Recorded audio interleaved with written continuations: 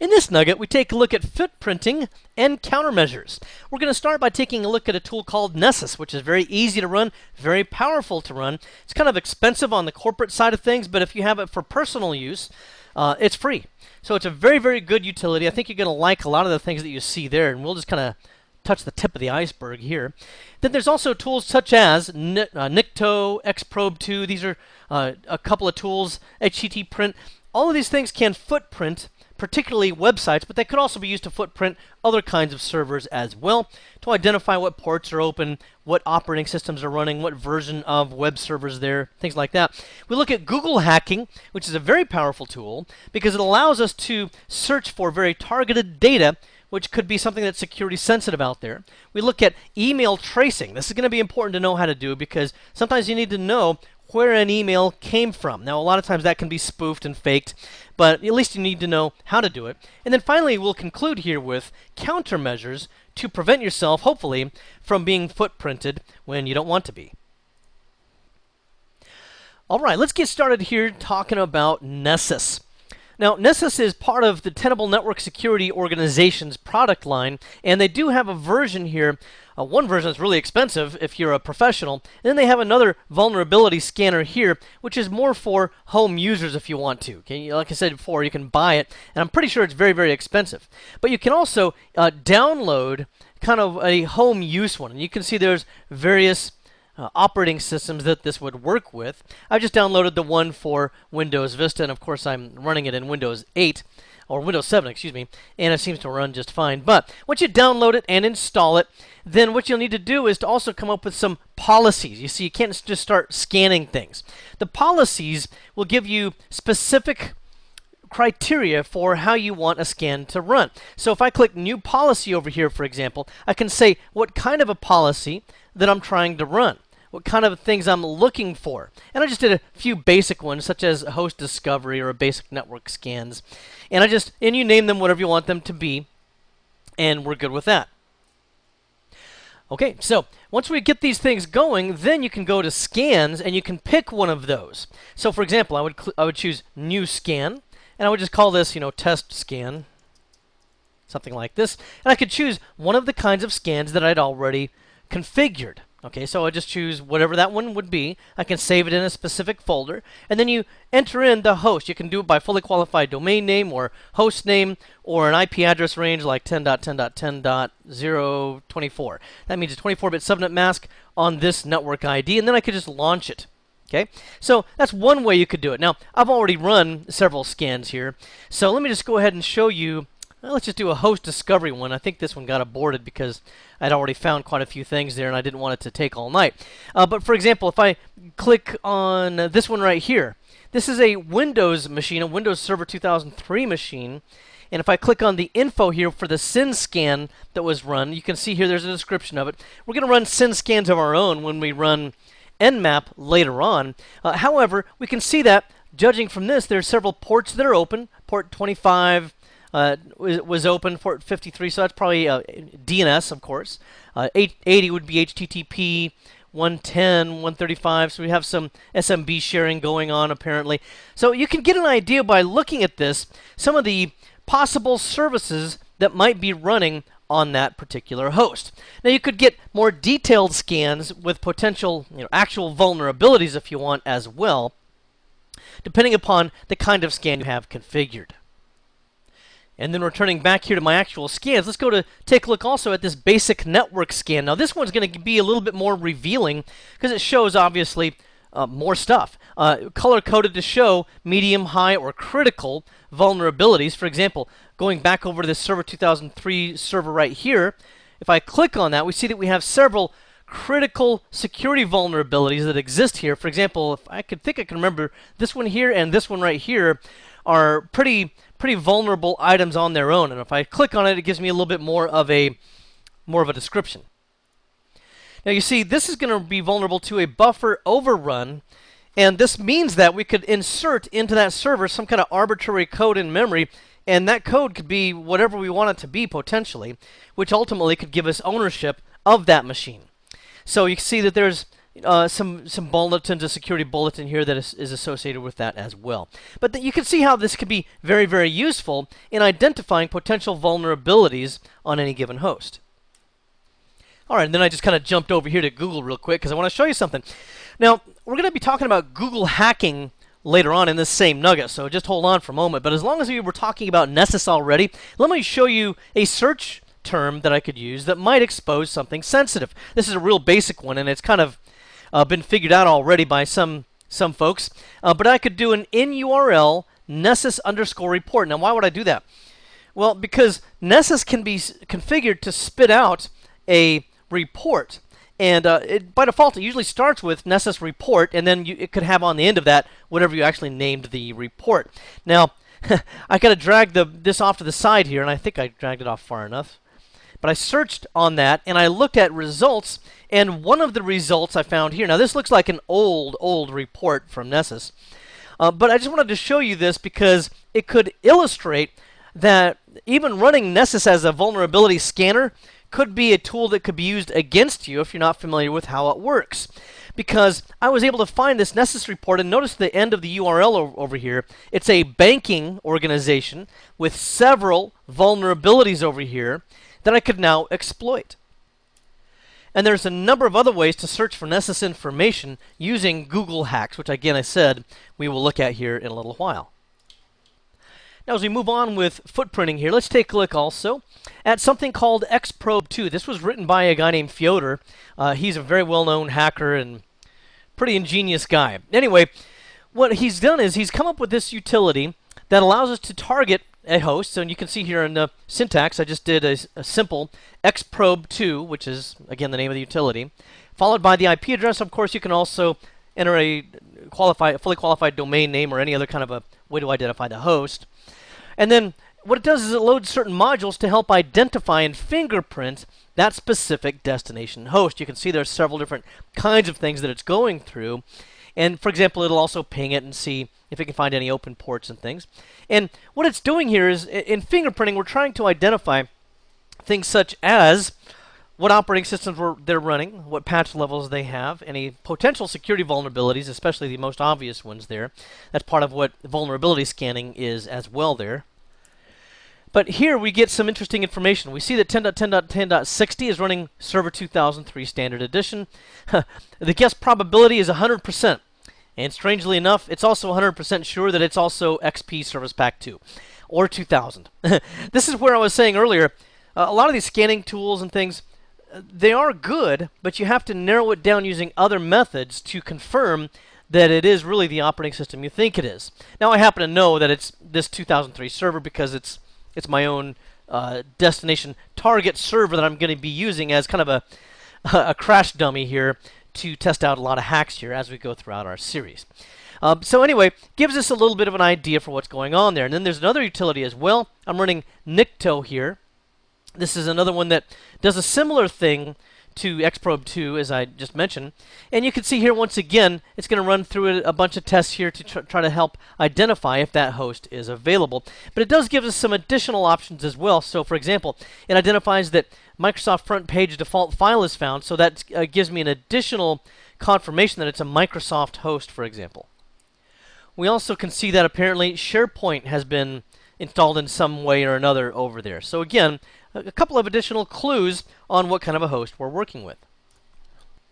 Now here I've gone to a Windows machine to point out this website, netsquare.com. That's all you really need to know there. And then go to httprint.html. And what this does is it's going to be a utility that you can use that once again allows you to footprint a destination. And you can see there's several different versions here for various operating systems. So once you get that, by the way, you install it. Here I've installed it on Windows, and I ran it with a certain signature. There's some default signatures there, and you can also get an updated signatures list. This is kind of the criteria against which it's going to go ahead and scan. And here I just specified a destination host of 10.10.10.60. You can see by default it's port 80, but you can change that to something else if you want, or a range. And then it identified the banner as IIS-6. And then we can see some of the other details down here. But the basic idea here is we're once again looking for tools that we can use to fingerprint a destination operating system. Remember when I said things like vulnerability scanners and various scanners of different types can't be fully trusted? Well, that's why you run multiple scanners against the same host to see how many of them come up with the same result. That will increase the chances of the one being right that says that, in this case, for example, that it's IIS 6. Now, I talked about Google hacking a little earlier, and we looked at an example of how to find a Nessus report.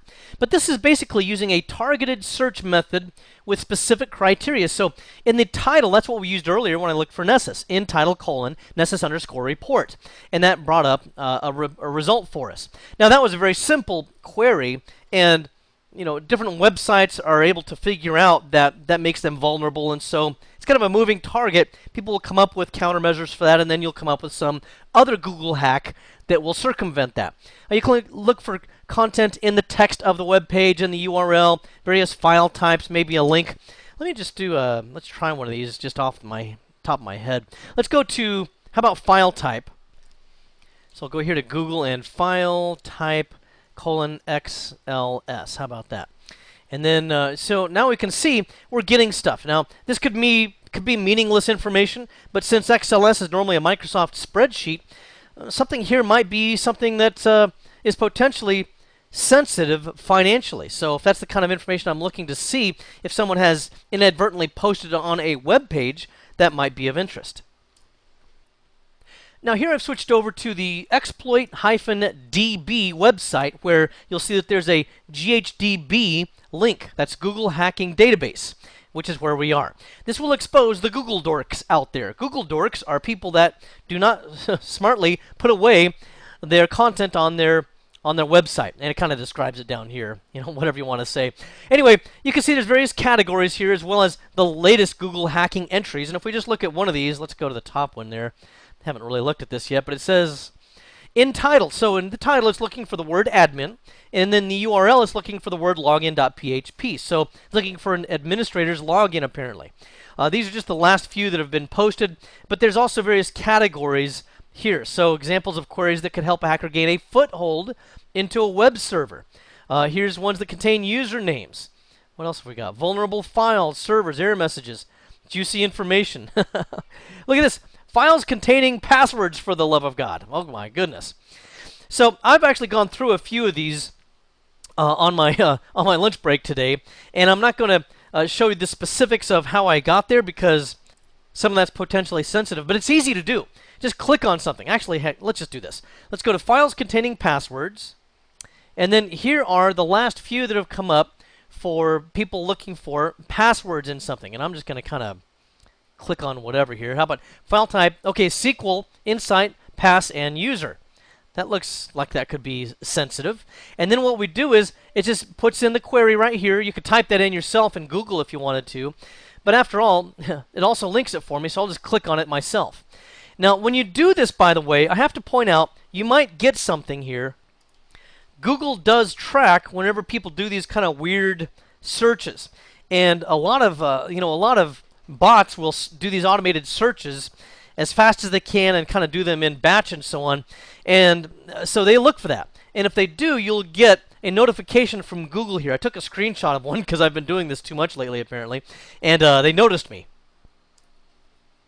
And they gave me this thing. To continue, please type the characters below. You can see I was searching for something. I just have to type in the CAPTCHA that we have there, and it tells me that we've detected unusual traffic from my computer. Well, don't look too closely, because throughout this course there's going to be a lot of unusual traffic from my computer. I'll probably be banned from the internet by the time we're done with this Certified Ethical Hacker course. Anyway, so you can see that by the purple coloring there that I've clicked on a few of these different ones, and some of them were interesting and some of them were not. You kind of got to go through a lot of them until you get something useful.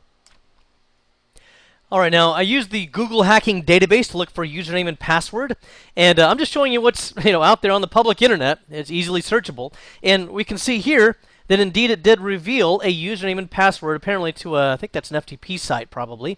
So it shows us other information here, such as file permissions that are in use. So pretty interesting information there. What's this one? I kind of forgot I had this one. Oh, so here we have a table. This is a table dump apparently that shows us some information here that we can look at. But Oh, hey, this is actually the most interesting part down here at the bottom. Look at this. The admin, and then it gives me this. Do you recognize what that could be? I'm not sure particularly, but that looks like a hash of a password. So using various kinds of hacking utilities, such as John the Ripper, which are password crackers, as a password cracker, then I could run that against this hash and try to derive what the password is for the admin account. And then we have a few other accounts there as well. Let's see what this one is. Oh, here's some more, okay? So I'm not really quite sure what came up with these weird characters here, but it looks like we have some more usernames and passwords, which these are quite simple, actually, so not quite sure what's going on with that one. But anyway, you get the idea there. It's easy to find a lot of this stuff using the Google Hacking Database. All right, now, folks, here I've just gone to my own email, and you can see that I'm in my spam folder over here.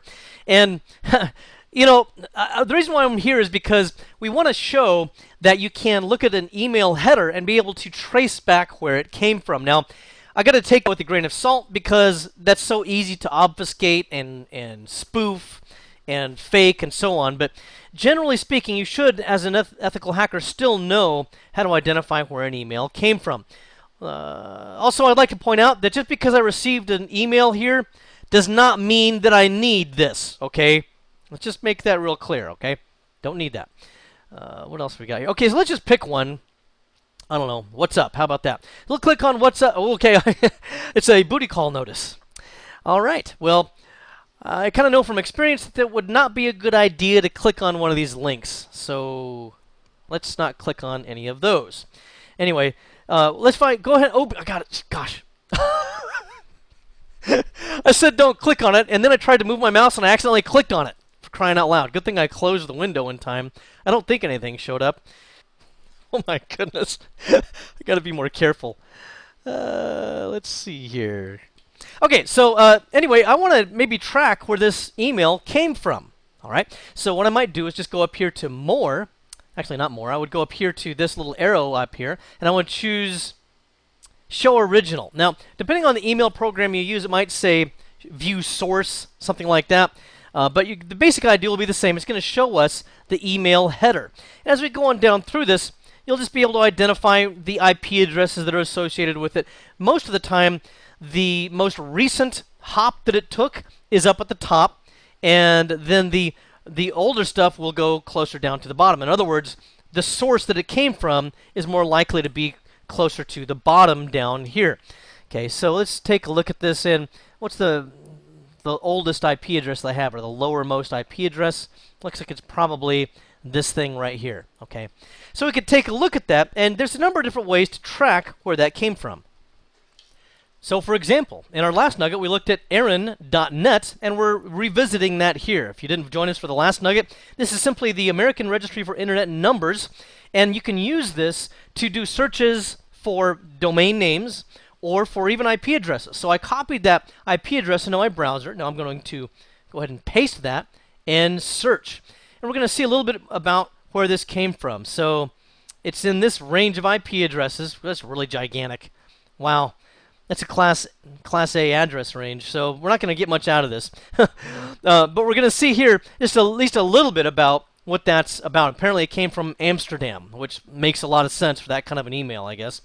Anyway, so you get a little bit of information about that. Let's take a look at another thing, too. We could go to this ipaddresslocation.org. I actually like this one quite a lot. This can give you a lot of different information about a given IP address. Now, at this IP address location, they have a link right here, which you can see says trace email. Now, for some strange reason, in Google Chrome, which is what I'm using, if I click it, nothing happens. Just, go figure. But if I right-click it and copy the link address, then I can paste it in up here, and it seems to be able to work. I don't understand why. Anyway, I've also gone to my email message over here, and I viewed the source, and I've copied the entire header right here, and then I pasted it in. If I can get down here, I pasted it in down here. Okay. Then I click Track Email. Having done that, then it shows me where it came from. It came from apparently a cute little house in Munich. So we don't know what that means. I have done this before. In fact, the last time I taught the Certified Ethical Hacker series for CBT Nuggets, It showed the origination organization here as Ford Motor Company. for a spam message that I looked at the last time. I didn't find anything that interesting this time, but probably what happened was, again, they probably just forged the IP address, or maybe they were able to compromise something in Ford and used it as a launch pad or an open relay or something like that to distribute all their email. I kind of doubt that with Ford. They're usually pretty secure. But anyway, if I ever visit Munich, I'm going to knock on this front door and say, hey, what's up? Why are you sending me this stuff? And are you interested in a booty call? All right, now let's take a look here at footprinting countermeasures. And I have to point out from the beginning of this, you're never going to be able to close every hole, security hole that's there. Given enough time and persistence, there's always going to be something that can be opened up or exploited, or a vulnerability that can be found. It's kind of what we call the baseball problem. For example, there's no Major League Baseball team that will probably ever have a 100% winning record in a season. There's just too many games. It's just a matter of probability and statistics. It's really not a statistical possibility to always win. Well, the same is true here with hacking. There's always going to be some loss somewhere. But what can we do to counter that as much as possible? And I'll point out here, most of the CEH, as well as this course, most of it's focused on the hacking. This is probably the only countermeasures that we'll show you. One of the things you need to do is just to secure your trash. Now, this will include things such as shredding whatever you can, whenever you can. Sometimes things will look innocuous, but they should still be shredded. This could be also trash that's even on desktop computers, where there could be something sensitive in the trash that needs to be emptied, okay, in the recycle bin or whatever. Routers, get secure routers. Make sure that you properly configure those. That's kind of another whole course. If you want to look at Jeremy Chowra's material here at CBT Nuggets, he's got all kinds of stuff on securing your routers. Intrusion detection systems. There's a lot of vendor products out there that can do this for you, or if you want a free one that's really pretty good, you could use Snort, which I've talked about in the past here in the same series. Also, restrict the footprinting as much as possible by refusing suspicious traffic. That's part of what Snort does, is it will identify things such as half-open scans or SYN scans, Christmas tree scans. We'll talk about all those types of scans using Nmap later on in this course, but those are very suspicious, especially if they're bombarding your firewall and trying to constantly get through. Well, that's really obvious, and a lot of IDSs will be able to prevent that. And they'll also identify footprinting patterns. Okay. Also, just lock down any ports that you have that you're not using. A lot of times you might have an old application that maybe used port, I don't know, 6200. And, well, you don't use that application anymore, but the networking group left the port open. And so that port is still open and could be potentially exploited at some point in the future. Also, lock down any protocols that you're no longer using as well. Configure your websites to avoid any information leaks. Make sure that you don't post documents on those websites. Sometimes people will just drop a spreadsheet or a PowerPoint presentation or something like that into a directory that's designated for a website.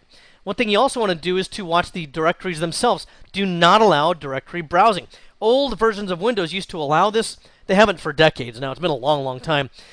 But what I mean by that is you used to be able to go to certain directories and just browse through them and potentially look for sensitive information. By the way, you can also search for those using Google Hacks that we looked at earlier here. You can look for directories that do allow browsing. Also, just evaluate before you post on your web. So you got to have kind of a series of checks and balances to make sure that you're not posting up anything that could be potentially foolish or leak any confidential or premature information. Additional countermeasures we can do is to perform our own footprinting. If you just footprint yourself and footprint your own network, then you're going to be able to identify vulnerabilities before somebody else can. So that'll help you out immensely if you regularly perform your own security scans or security audits. Remove any sensitive data on your DMZ. If we have the internet out here, and then we have your DMZ here, which is also known as a demilitarized zone, which is a separation between the internet out here and your own corporate network right here, okay, which is where you have your servers and your desktop computers, stuff like that. Okay, well, the DMZ that we have here will very often have web servers. It'll have maybe DNS servers, Maybe there's some kind of a VPN server in the DMZ. And these are servers that kind of have a foot in, one foot in our private network and one foot in the internet. We do want people on the internet to be able to access them because, after all, we want them to locate the DNS server so that it can resolve names, so that it can point people to our websites, right?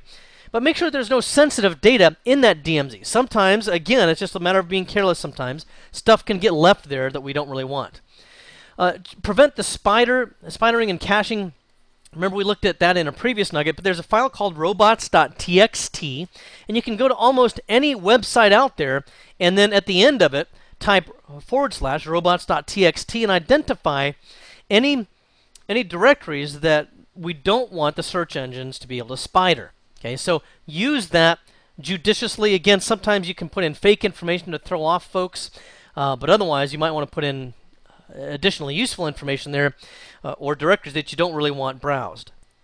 You can also use something called split DNS. Let's say that the name of my internal organization here is nuggetlab.com.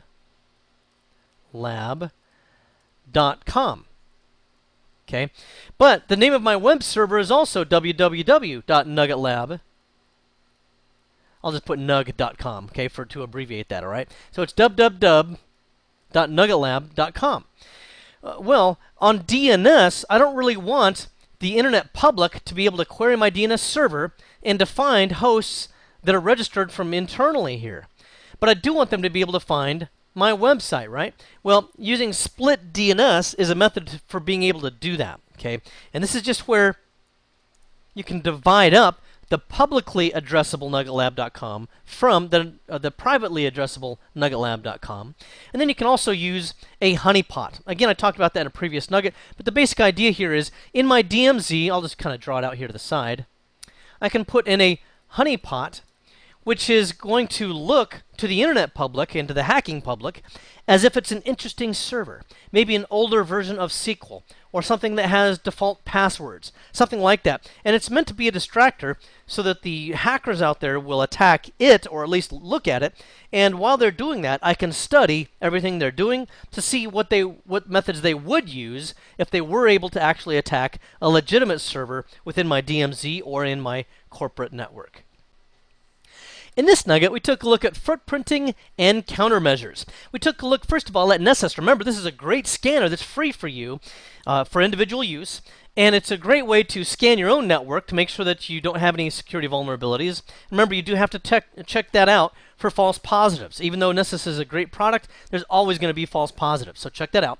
We looked at Nikto, Xprobe 2, HT Print. There's a variety of other tools that are available as well. This is just a few of them. Remember, these are excellent tools for footprinting, particularly web servers, but they can also be used, especially Nikto and Xprobe 2, can also be used to footprint other types of servers as well. Then we took a look at Google hacking, which is a great way to search for sensitive information or something that could be inadvertently delivered up on a Google search. We looked at email tracing, which is important to know how to trace an email and where it came from. Even though that can be spoofed, you at least need to know how to do it. And then we looked at various countermeasures to prevent yourself from being footprinted inadvertently or when you just don't want to be. Well, I hope this has been informative for you, and I'd like to thank you for viewing.